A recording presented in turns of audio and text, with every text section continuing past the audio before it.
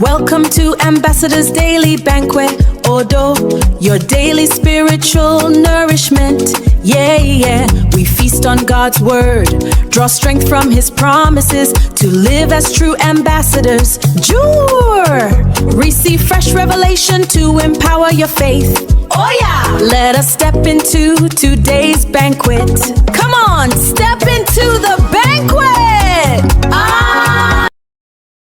Welcome. In this explainer, we are diving deep into what is arguably one of the most significant symbols in the world, the Christian cross. We're going to unpack its meaning, its power, and what our source text says it means for us today. Let's jump right in. We're going to start with this really powerful statement from the Apostle Paul. He's basically saying that the only thing he finds worth boasting about, the only thing that truly matters is the cross. Wow.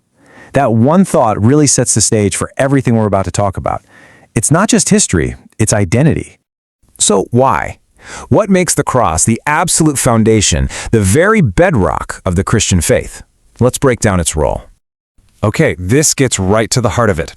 You see, the cross isn't just about a piece of wood. It's a symbol that holds so much more. It's about the ultimate sacrifice. It's about God's grand plan for redemption. And it's about love winning the final victory over sin. It's the whole story in one image. And what does this actually mean for a believer day to day? Well, it's not just some abstract idea. The text we're looking at points to three huge, life-changing results: complete forgiveness for your past, a restored personal relationship with God, and brand new strength to overcome the darkness in the world and in yourself. Now, this leads us to what is maybe one of the most incredible turnarounds in all of human history. I mean, think about it. How did an instrument of torture and public shame become a global symbol of hope and love? Just look at this contrast. On the one hand, you have what the cross was in the Roman world, a brutal, horrifying way to die. But on the other side, it's completely flipped. Our source text explains that what happened on the cross totally redefined its meaning, turning an icon of human cruelty into a symbol of divine love, and an emblem of death into a beacon of life and hope. But here's the thing, this isn't just about giving an old symbol a new meaning. The text makes a really crucial point here. The power of the cross is meant to be an active, living force that literally transforms people from the inside out. Let's look at the Apostle Peter. The text uses him as a perfect example. Here he is at his absolute lowest. He's terrified for his life, and under pressure he denies he even knows Jesus, not once, but 3 times. In that moment, he's just crippled by fear.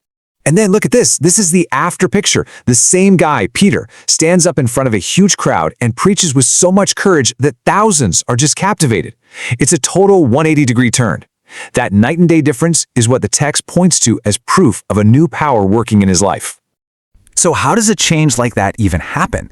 Well, the text boils it down to these 3 core principles: humility, obedience, and surrender. It suggests that really embracing the cross means actively choosing to live this way, aligning your own plans with a much bigger purpose. Okay, so this all leads to a super practical question, right? How do we take these big, incredible ideas and bring them into our actual everyday lives? Let's see how we can move from just understanding this to actually living it. The text really puts a question directly to us, a moment for some real self-reflection. Is the cross something that shapes your daily thoughts and choices, or is it more like an old symbol you just see on a building, something distant and disconnected from your real life? And to help make it practical, the text lays out this simple 4-step guide. It's a pathway to go from just thinking about the cross to actively living it out, letting it shape your priorities, speaking its power over your life, and making that daily choice to live for God. And you know, this kind of deep, personal change isn't meant to just stay personal. The text emphasizes that individual faith is actually designed to flow outward, leading to community action and a shared mission. So how can you get involved? The text gives 3 really clear options. You can become a prayer partner, you can serve directly as a volunteer missionary, or you can be what it calls a kingdom investor, supporting the work financially. Each one is presented as a vital way to be part of the mission. And hey, if any of that sparks your interest and you want to find out more about these opportunities, the text provides this direct contact information. We're going to end with one last question from the text, and it's a big one to chew on. It asks us to really think about how preparing for the future, whatever we believe that holds, can radically change the way we live right here, right now. It's a powerful thought to leave with. How does an eternal perspective change today's choice? Thank you for watching. Please share, like, and comment. Your host, God7, David F. Wafulu.